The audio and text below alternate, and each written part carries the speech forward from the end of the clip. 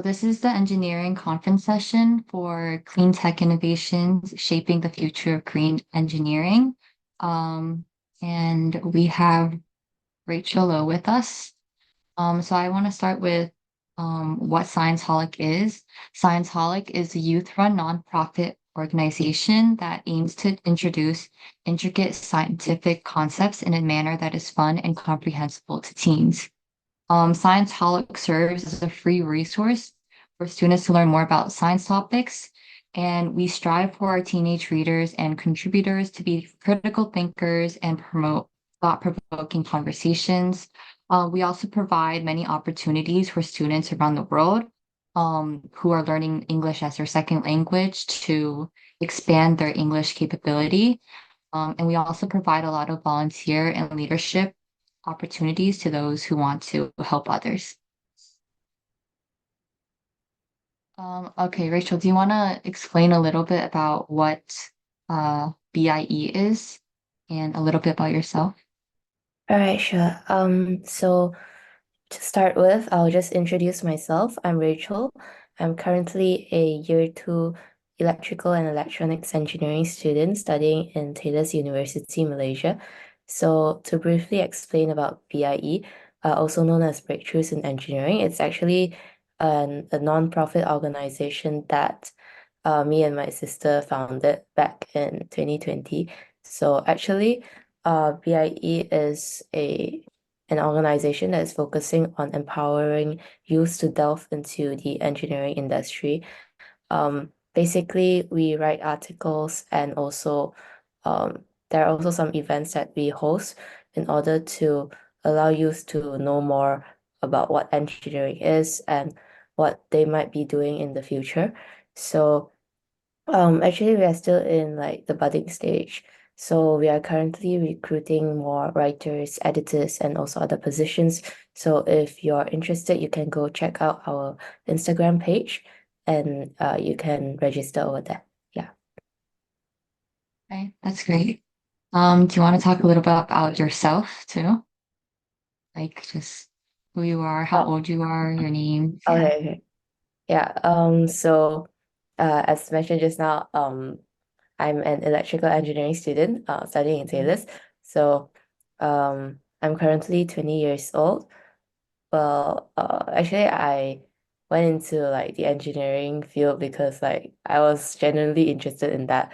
But and also I'm quite interested in like maths and physics. So uh there wasn't really any other options that were available for me. Wow. But I guess like I guess it was a good choice because engineering is actually quite diverse. Like you get to experience a lot of things. The projects that you do are also very diverse. You get to come up with your own projects and um based on your creativity and flexibility, it's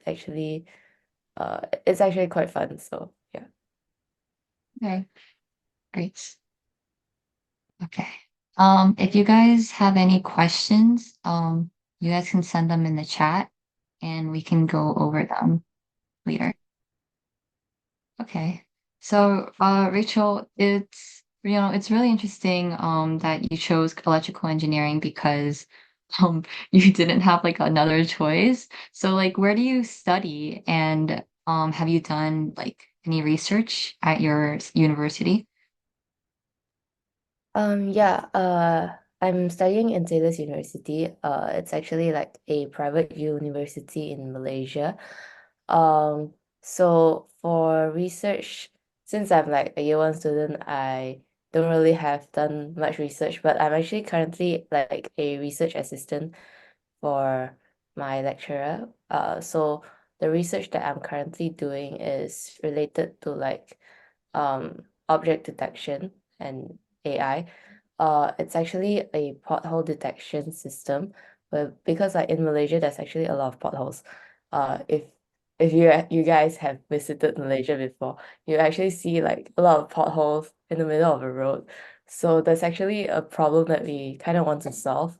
So what we are doing is we're going to incorporate object detection and put it into a drone so that it's going to like um give you all the data of the potholes that are actually around that area so that the authorities could like easily identify and prioritize which area to um maintain the road and all.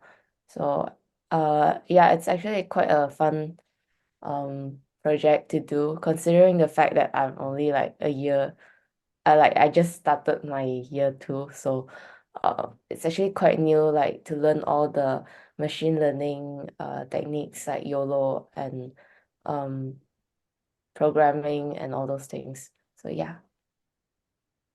Okay, that's really interesting. Okay, let's move on to our first question, which is what aspects of clean tech innovations are you the most excited about learning about?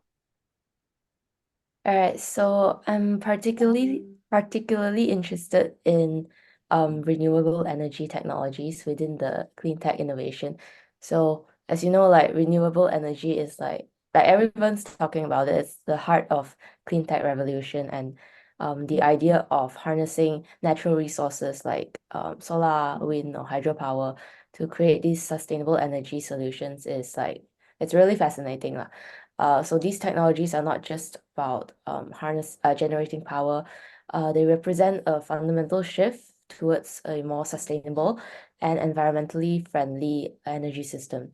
So one aspect that really motivates me in potential of these technologies to drastically reduce our carbon footprint and also help combat climate change. For example, I think like there's a lot of advancements in solar panel efficiency, wind turbine design, and hydropower systems that lead to more reliable and cost-effective energy resources.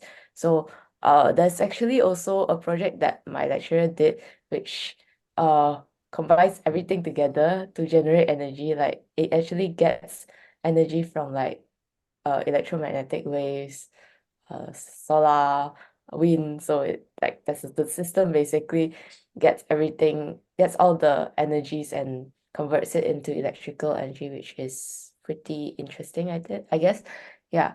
So understanding how these technology works and exploring ways on how to improve their performance is an area that I'm actually quite keen to dive into.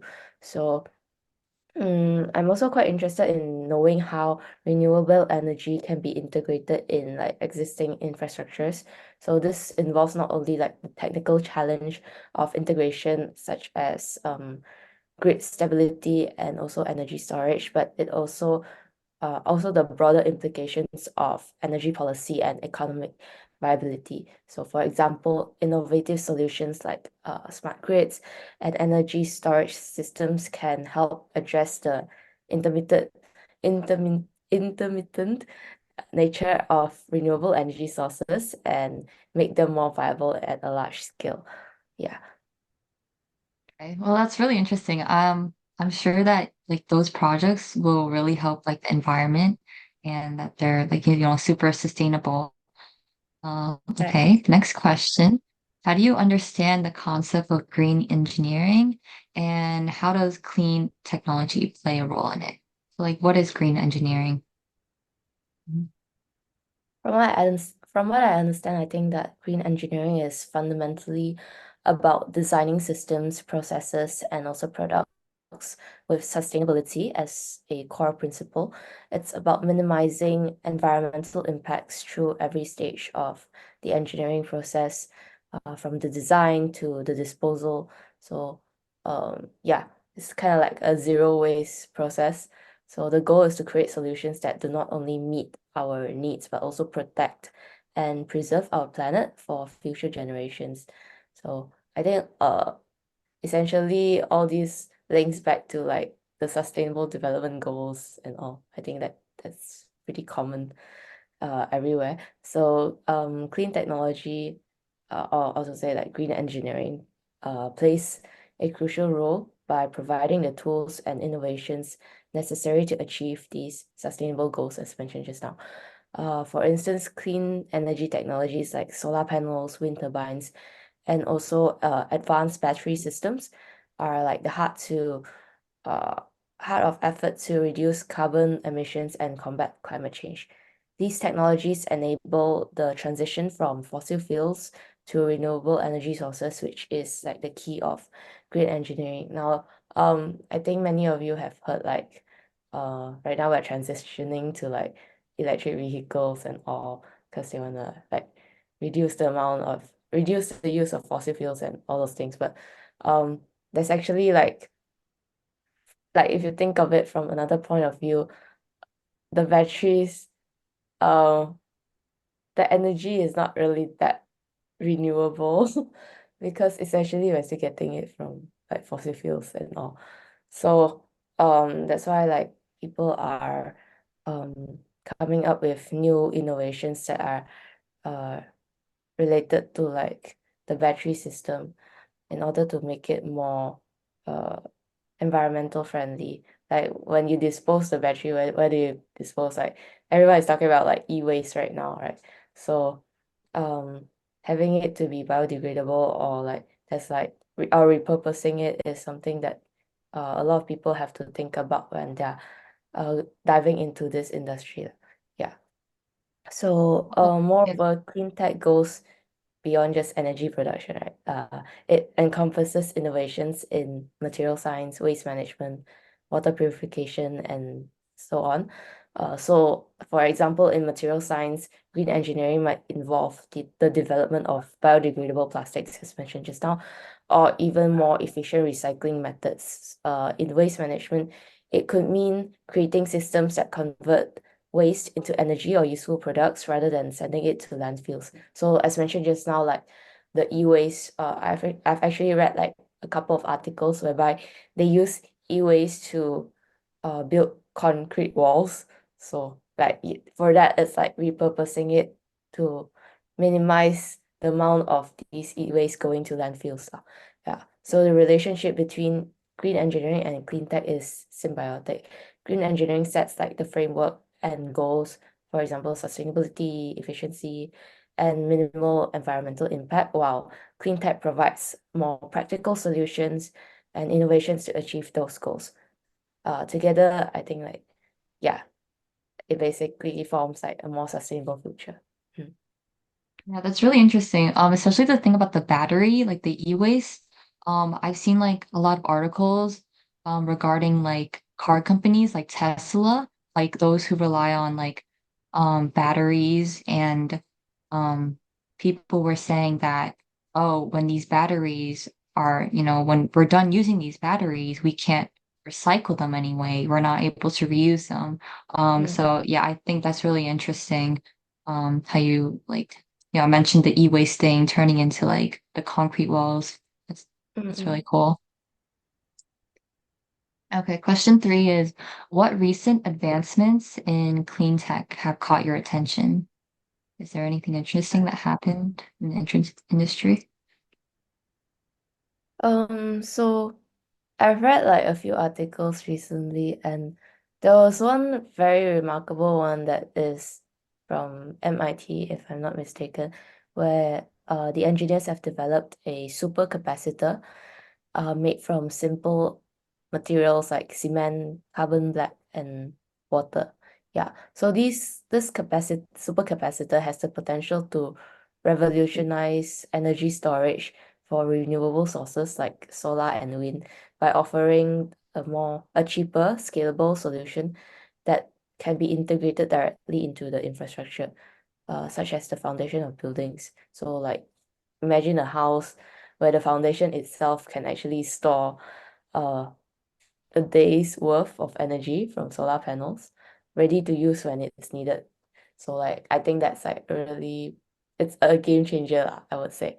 And this innovation is not just about energy efficiency, it's about rethinking how we can build our world to make it more sustainable. Yeah. And there's also another um advancement that I saw in the Asia Pacific region um that has the forefront of battery recycling and materials innovation, mainly for the future of EVs and energy storage solutions. So like countries like China, Australia, and Indonesia uh, are, are leading efforts to innovate across the entire battery value chain from lithium extraction to recycling. For instance, companies in Australia are pioneering eco-friendly methods to extract lithium and are working on next generation battery materials that could drastically improve energy density and efficiency. And on the other hand, like China is actually advancing in setting new standards by recovering critical materials like lithium, cobalt, and nickel at scale, which does not only support the EV industry but also reduce the environmental impact of battery production. So like these innovations, both in energy storage and like the supercapacitor that I've mentioned just now, um, is like an advancement in battery recycling and materials, highlighting a critical shift from more sustainable and resilient green technology. Yeah. That's cool. Did you participate in any like projects that are related to like clean tech and green engineering? I know you said that you had your research project that's going on, or not a project, but you being as a research assistant. Have you done anything else that like in your university or through your studies? Yeah. So back when I was in high school, I actually did like a project that is related to green engineering. That was basically we designed like a greenhouse. Actually it was like a floating greenhouse. Yeah, so um Like in water, it's floating actually greenhouse? yeah, it's like a water floating greenhouse.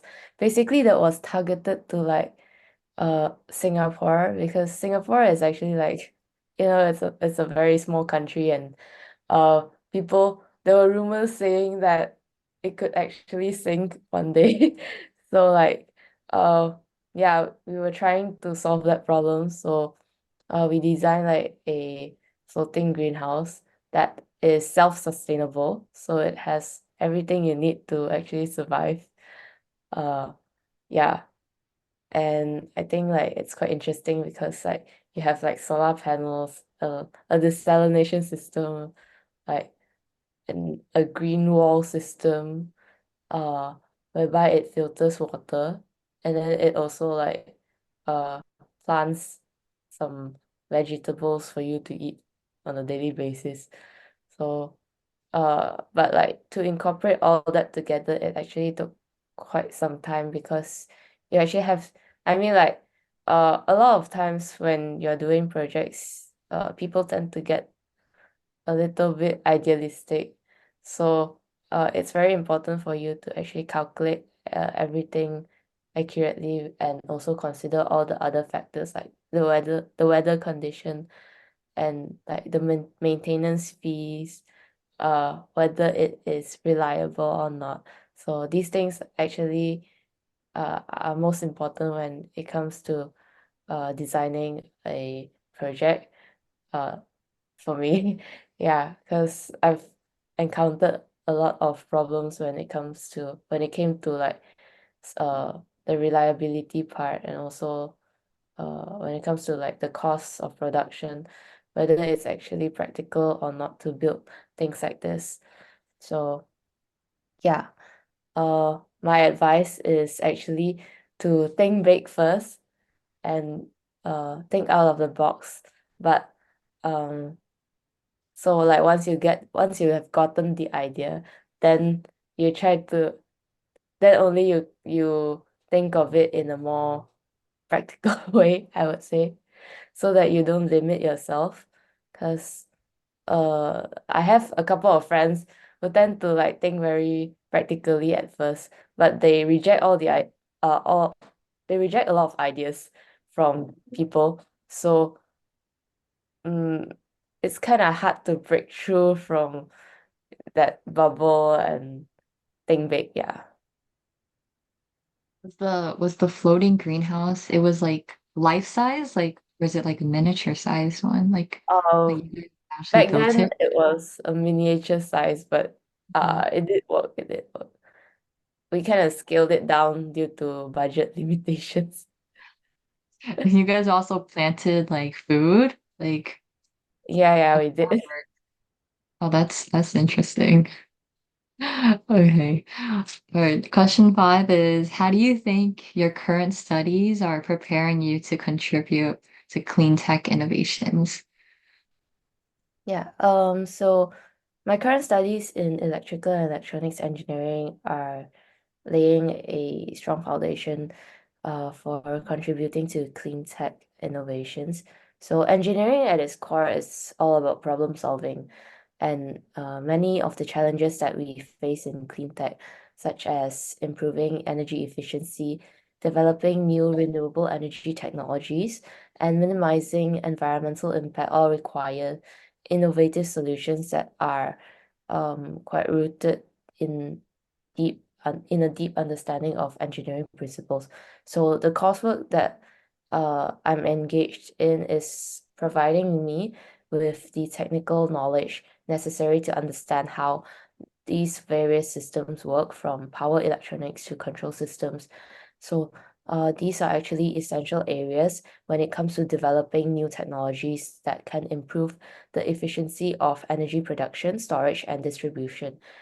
For example, understanding how to optimize power conversion and manage energy flow is critical in designing more efficient solar inverters or even battery management systems. And also the projects and labs that I participate in help me develop practical skills that are directly applicable to clean tech. So this hands-on experience is invaluable because it really helps me understand how I can apply these theoretical concepts to real life problems. That's why I would really encourage all of you to um go do more projects, participate in more engineering competitions or conferences to actually get to know like what is the latest technologies and how you could actually apply your knowledge into building more projects, because a lot of times if we just um I mean, if you just study and go with the books and all, we don't really understand how we could apply those concepts, and uh, it's sometimes a bit hard to be creative, and because there's a lot of things that we don't learn in our syllabus, but we have to apply in the projects. So learning how to learning how to learn is something that I would say is really important. Yeah. That's really helpful for me too. Right. What skills do you have that you think is crucial for someone aiming to work in clean tech or green engineering? I know you said that creativity is really big and you need to like think outside the box. Is there any other like skills, like maybe some like organizational skills that you think are important? Mm, so for me, I think that adaptability is something that is quite important if you want to aim to work in the clean tech industry. I wouldn't say just the clean tech industry, but like in general, all engineering fields are pretty similar, because in clean tech, the technology is rapidly evolving with new technologies and regulations emerging all the time. Um, so you really have to keep up with the news and constantly read up on the new latest technologies, the latest regulations, the latest standards. Like right now we have all the SDGs, ESG, and how people are trying to standardize all the regulations around the globe. That's actually something that is quite important, or something that you guys should look into standardization, because uh a few months ago I went to China for like a conference, not a conference, like a camp, and they actually told me that right now everyone is looking into standardization. How do you know what is the standard of environmental friendly? in, let's say, Malaysia and comparing it to the States, how is it different? How do you standardize that? Like everyone has different perspectives. If we want to move forward together to make this world like a more eco-friendly one, how are we going to do that? How are we going to push everyone to look at this thing in the same way? I would say, yeah, that's something that is important and you guys have to think about.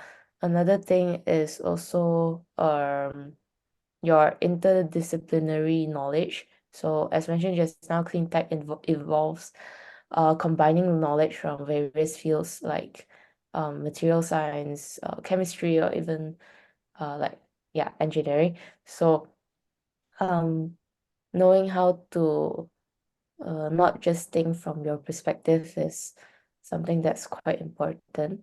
Understanding how these disciplines intersect allow more innovative solutions, I would say. Yeah. And also, of course, in general, like project management, I think that's pretty general one. So, as you know, like a lot of clean tech projects are very big, very large scale. So it does require good project management skills. Like, uh, yeah. So I guess that's pretty general. Yeah, that's really helpful. Um, did you have like any challenges when you were trying to understand a certain concept or when you were doing like your research or anything? Like, I'm interested about that. Okay. So one of the main challenges that I faced in understanding and applying clean tech concepts is grasping the complex interplay between different technologies and their real life applications. So clean tech often involves interdisciplinary knowledge, as mentioned just now, combining aspects of engineering, environmental science, and economics. The complexity actually makes it a bit difficult to fully appreciate how various innovations interact and contribute to the overall sustainable development goals. Yeah. And also translating theoretical concepts into practical solutions can also be pretty challenging because for instance I think it's pretty common to see like not pretty common but there has been a lot of innovations on uh solar powered vehicles. Yeah, solar powered vehicles. Uh, and while it seems to be really practical or like to say so, a solution that is reliable, when you come to think about it or when you're doing the calculations and all, it's actually not that easy because solar is something that is dependent on like the weather.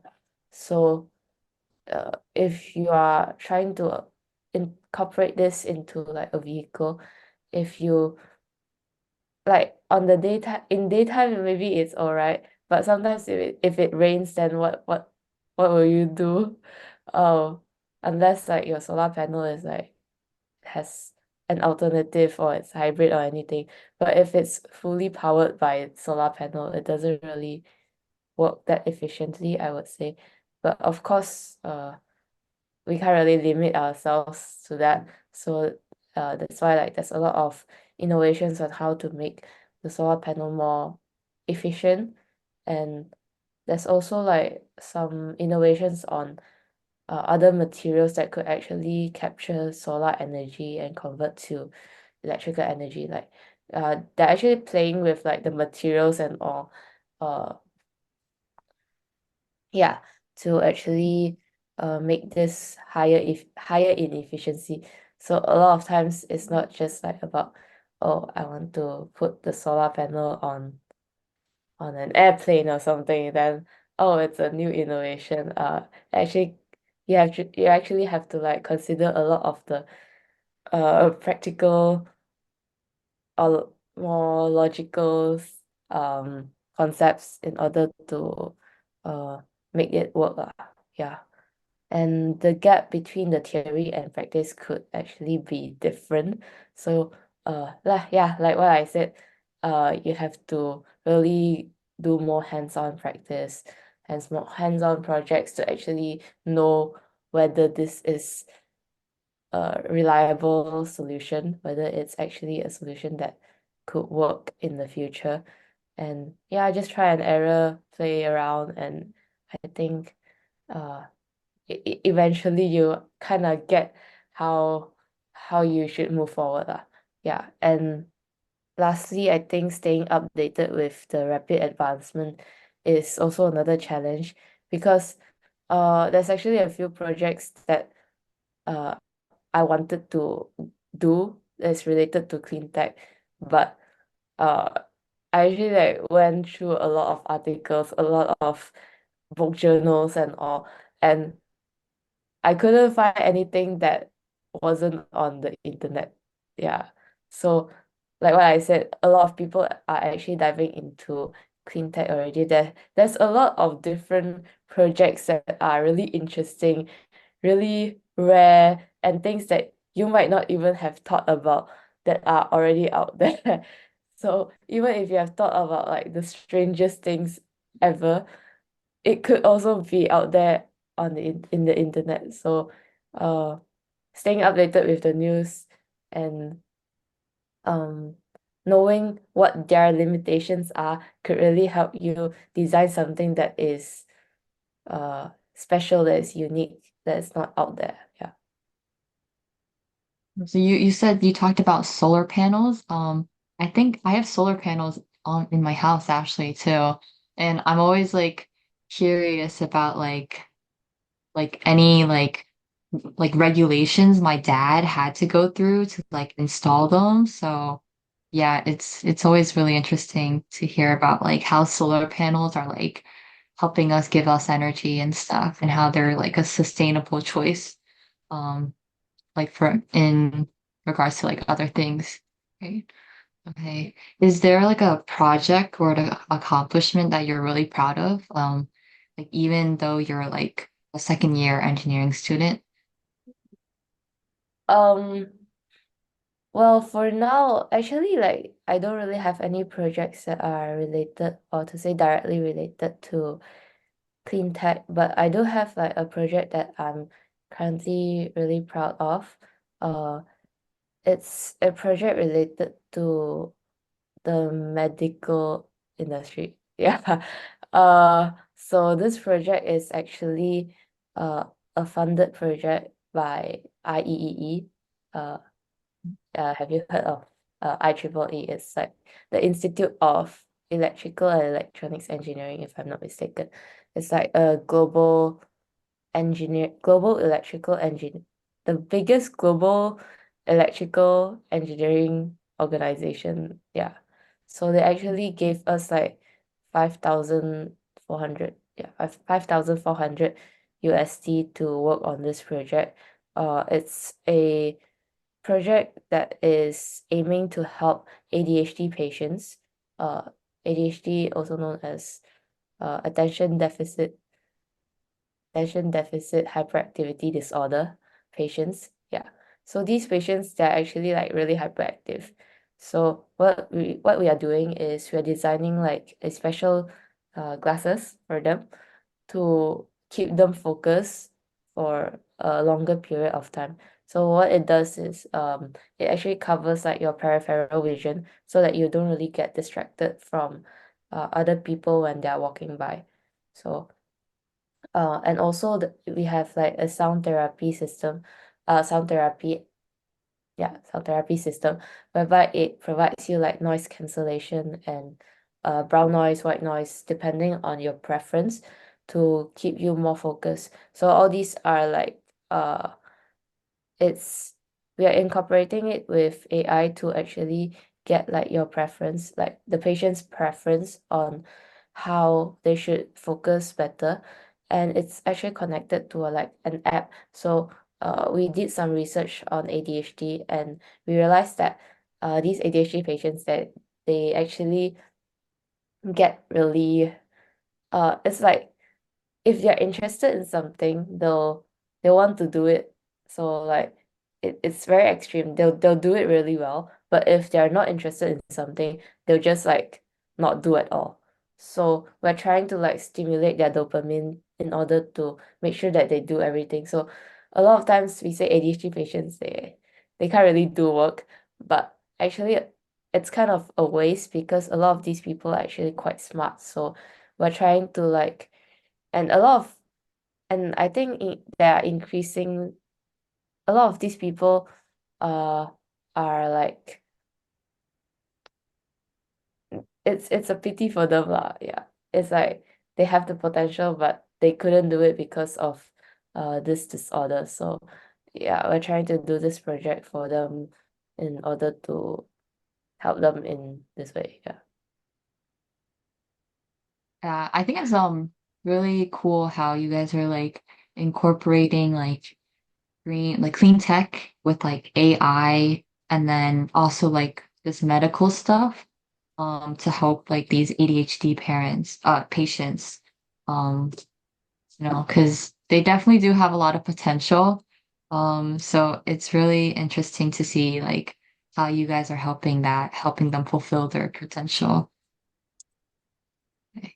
And then by the time you graduate, which is in 2 years, is it in 2 years you'll graduate? Um, Or is it actually it's two and a half, 2.5. 2.5 years? Yeah. By the time you graduate, um, how do you think clean tech innovations will affect green engineering? So by the time I graduate, I think that clean tech innovations will definitely have a profound influence on green engineering, making it a more dynamic and integral field. So advancement in clean tech are highly likely to drive significant improvements in sustainability practices and energy efficiency. For example, innovations in energy storage and smart grid technologies will enhance the reliability and integration of renewable energy sources, leading to more sustainable energy systems. Moreover, clean tech advancements would most likely lead to the development of new materials and processes that reduce environmental impacts across various industries. So this could include more efficient recycling methods, greener manufacturing processes, and also the use of sustainable materials in construction and product design. I think that yeah, green energy will become increasingly focused not just in reducing the negative impacts of the environment, but also actively contributing to a more sustainable and resilient future. And then our last question before we move on to Q&A. So what advice would you give to like other students who are like interested in clean tech or in green engineering? Um, just like any skills that they should have. I know you said that they should be like more open-minded. Is there any other advice that you would give to them? Yeah, so other than being open-minded about how these principles can be applied to sustainability challenges, engaging and also engaging with interdisciplinary subjects. Just now I also mentioned about this.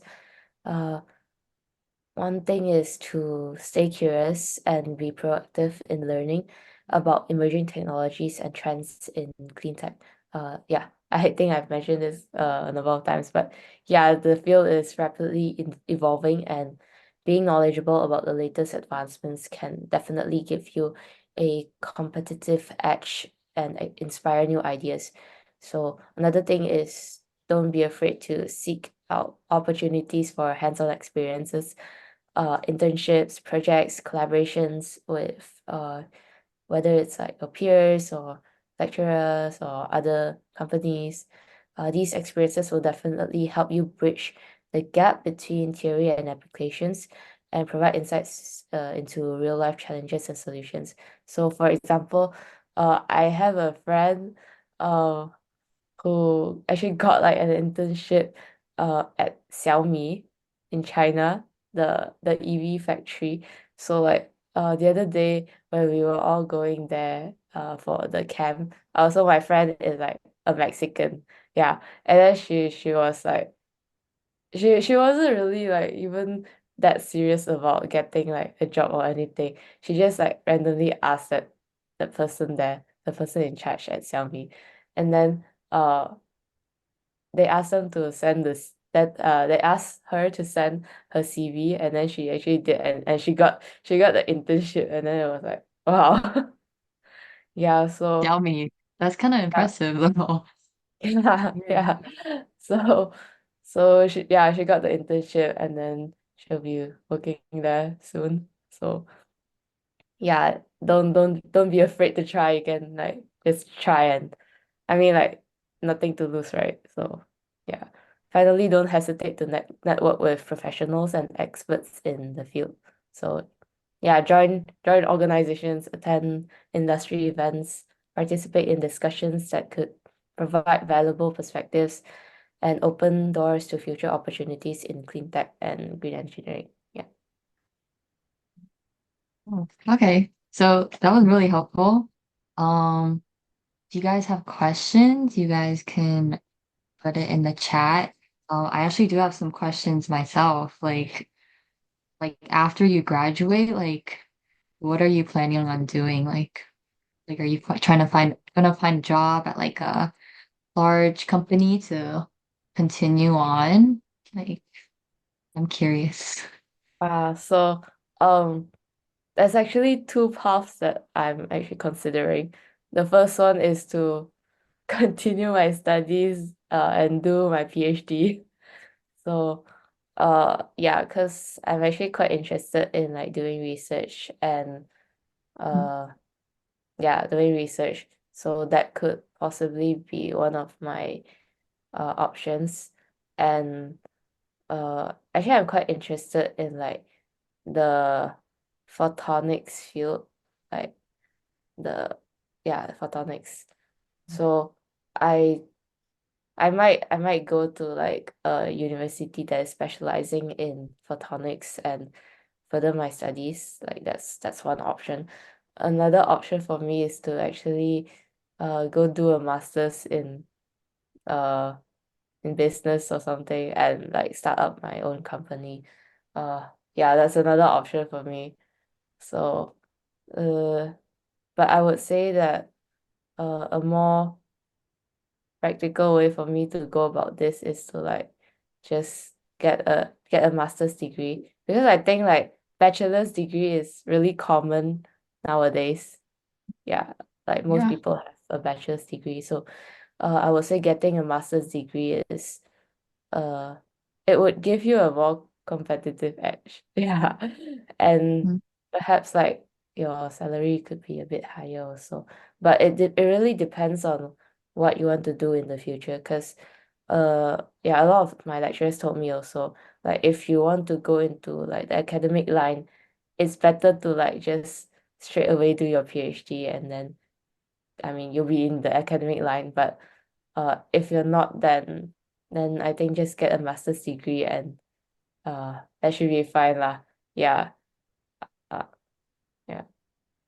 Okay, so that's cool.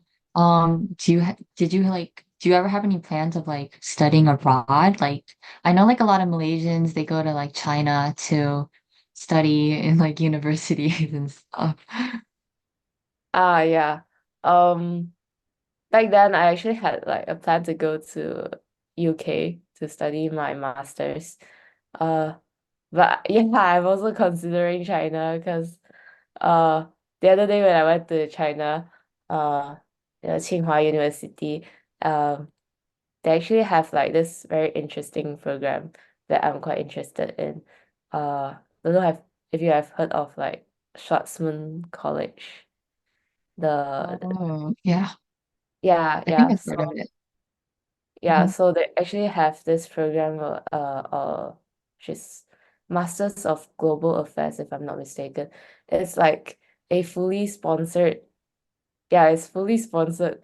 So they only select like 150 students from all over the world, out of like 3,000 3,000 applicants, if I'm not mistaken. So it's like 5% acceptance rate. And they actually sponsor you like your food, your accommodation, your fees. They basically sponsor everything.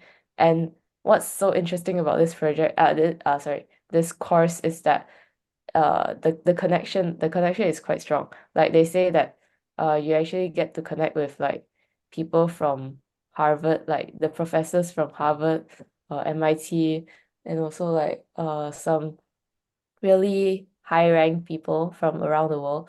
So yeah, that's actually what attracted me to apply for that lah. Yeah, so I might apply for that in like a year or two.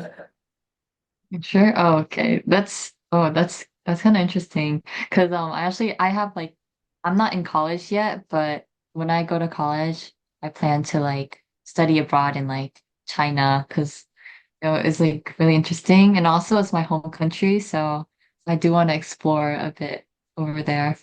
Right. Mm. Yeah, that's cool. And wait, how did you find out about this program? Like your school introduced it to you, or you found out from some friends? Oh, it was through the summer camp that I attended in China.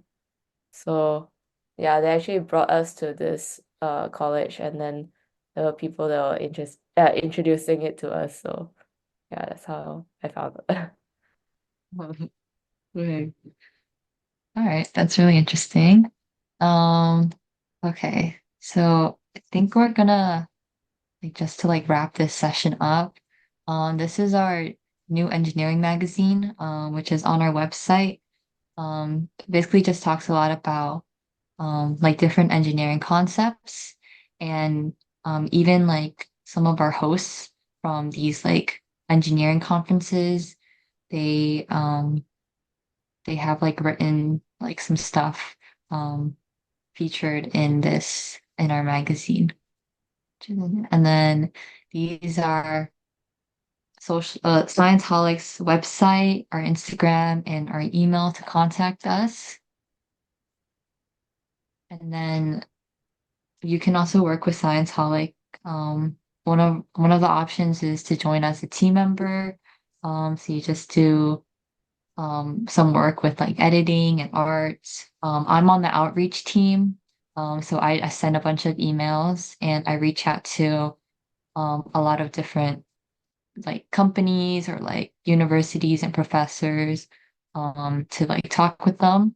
The second thing is our magazine and article submissions. You can like submit an article about anything STEM related and it'll be featured in one of our blogs. And you can also join our mailing list where anything that we have to update you guys with, it goes straight to your mailbox and you can learn more with that. And these are our partnerships for this engineering conference. BIE is right here. Um, and yeah, so that's it for our session. And the next session is Code Her, exploring generative AI tomorrow at 6:30.